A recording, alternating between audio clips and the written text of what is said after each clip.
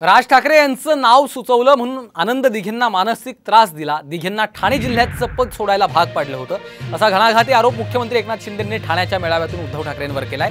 तर दिघेंच्या निधनानंतर त्यांची प्रॉपर्टी कुठे आहे असा सवाल ठाकरेंनी विचारल्याचा दावा शिंदेंनी केलाय।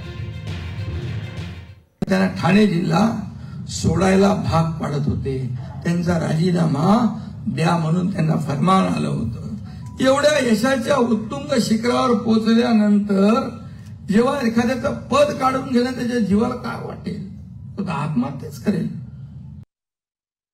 तिघे साहेब गेल्यानंतर पहिल्यांदा मी भेटलो उद्धवजींना, तेव्हा मला काय प्रश्न त्यांनी विचारावा, कसं आहे त्यांच्या मागे कोण आहे वगैरे असं विचारायला पाहिजे होतं। ते म्हणाले आनंद दिघेंची प्रॉपर्टी कुठे कुठे आहे, प्रॉपर्टी कुठे कुठे आहे।